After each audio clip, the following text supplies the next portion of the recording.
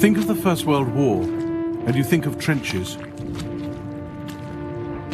There was mobility elsewhere, in the East and Africa, but the war on the Western Front was bogged down.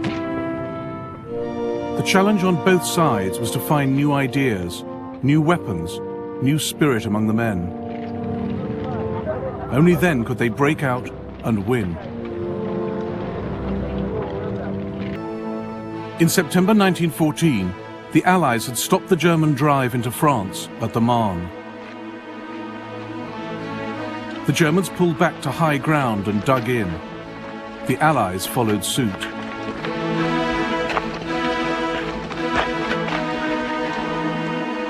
The result, 500 miles of trench and fortification, stretching from the Channel to Switzerland, allowing ground to be held with fewer men, freeing troops for other fronts. Breaking the deadlock meant taking the offensive, but it was much easier to defend trenches than attack them.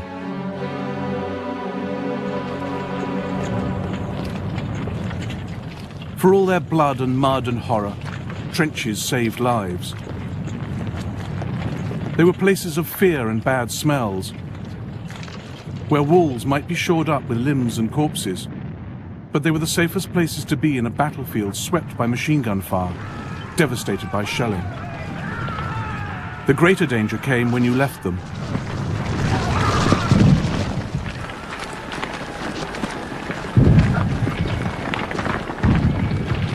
The popular image of First World War soldiers is lions led by donkeys. But the generals knew that battles couldn't be won from behind a trench wall. Sooner or later, the men would have to go over the top, and that meant heavy casualties. The generals weren't so much callous as realistic. And there were more good generals than bad. Rather than sitting out the war in chateaus miles behind the lines, 71 German generals were killed in action, 55 French, 78 British. The general's response to the deadlock was to challenge it, to find dynamic ways to beat it.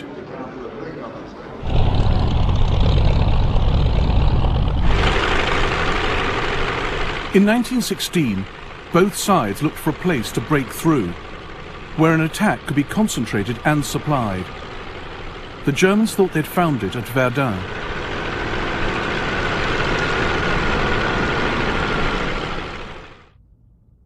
A town and mighty fortress on a salient, a tongue of France sticking out into the German lines.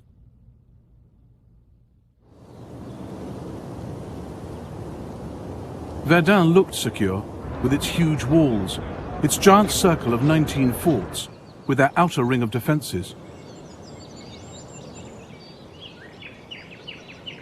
But the French had now downgraded Verdun's status, removing many of its guns to needier sites. For the French garrison, it was becoming known as a cushy sector.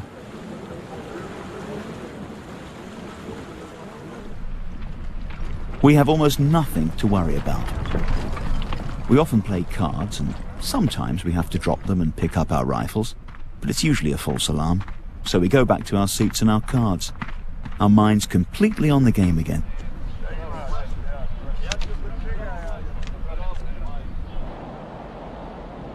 But Parliamentary Deputy Émile Drian, now a frontline colonel, realized how vulnerable Verdun really was. He warned the French government. We are doing everything day and night to make our front line inviolable. But there is one thing about which we can do nothing. The shortage of hands. If our front line is broken by a massive attack, our second line won't hold. Lack of workers, and also barbed wire. But Drian was ignored. On Monday the 21st of February 1916, a clear, still winter's day, over 100,000 German soldiers drew breath and prepared to go over the top.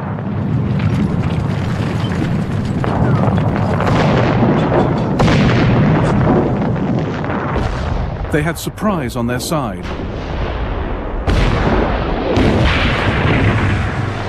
Above them, they had air superiority. No Allied planes had spotted their preparations.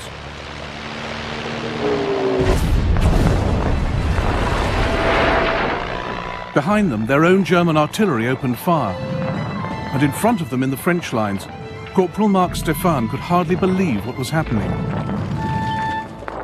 We were swept by a storm, a hurricane, a tempest growing ever stronger, with hail like cobblestones, with the destructive force of an express train. And we're underneath it, do you follow? Underneath it.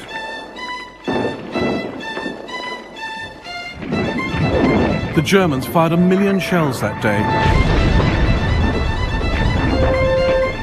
When a shell bursts a few meters away, there's a terrible jolt, and then an indescribable chaos of smoke, of earth, of stones, of branches, and too often, alas, of limbs, flesh, a rain of blood. By 3 o'clock in the afternoon, the section of the wood which we occupied and which, in the morning, was completely covered with bushes, looked like the timber yard of a sawmill. A little later, I'd lost most of my men. The Germans were evolving new solutions to the problems of attack. They delegated command forward to the men at the sharp end, training them to advance in small groups, zigzagging and crouching, equipped with fearsome new weapons, light mortars, grenades and flamethrowers. They called these units stormtroopers.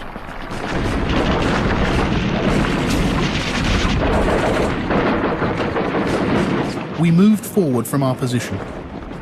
That's where I saw the most refined weapon of modern technology or human bestiality. There was a spurt of flame,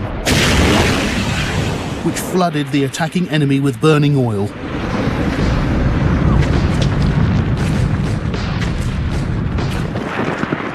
Verdun was one of the defining battles of the 20th century. Among the attacking Germans was a young Lieutenant Paulus, who, as a general in the Second World War, would command the siege of Stalingrad.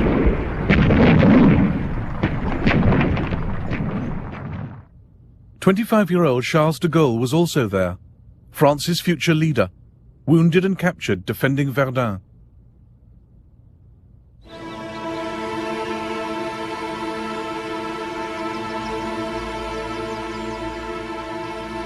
On the second day of the attack, at his headquarters, Colonel Drian received absolution from his chaplain and wrote a note to his wife. The hour is near. I feel very calm. In our wood, the front trenches will be taken in a few minutes. My poor battalion spared until now. He sent a message to his divisional commander. We shall hold out against the Boche, although their bombardment is infernal.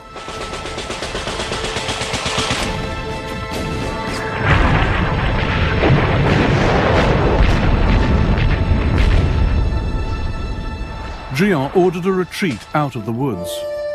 Then one of his men was hit. As Drian started to dress the wound, he too was shot. I clearly saw the colonel throw up his arms and shout, "Oh my God." Then he half turned and collapsed. When I could get over to him, there was no sign of life. Blood was flowing from a head wound and from his mouth. He had the color of a dead man.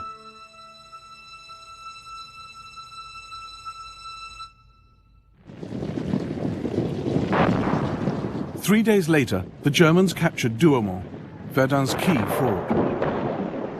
Germany was jubilant. Church bells rang out. A national holiday was declared.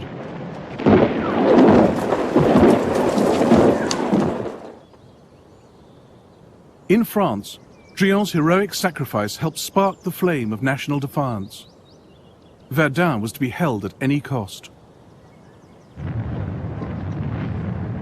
The survival of France herself was at stake.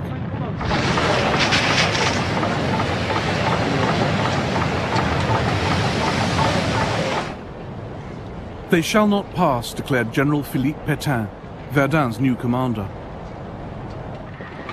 He rotated his troops. 3/4 of the French army at one time or another defended Verdun. a national effort that ensured whole units were not totally destroyed in the battle.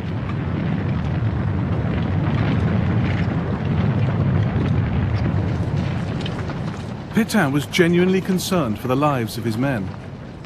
A quarter of a century later, he led his country into surrender and collaboration with Hitler, rather than repeat the bloodbath of Verdun.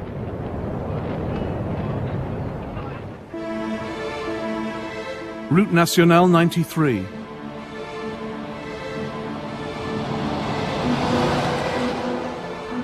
An ordinary French road, but it saved its country's life.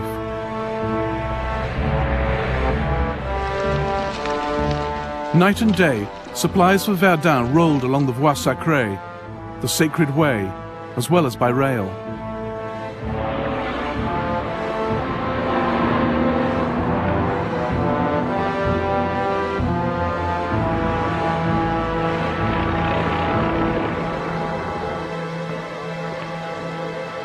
Events on another front also helped the French at Verdun.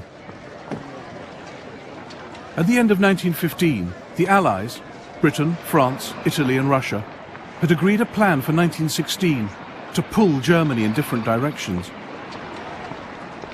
Now the deal paid off. A successful Russian offensive forced Germany to switch troops from France to the Eastern Front. From June, the initiative at Verdun passed to the French.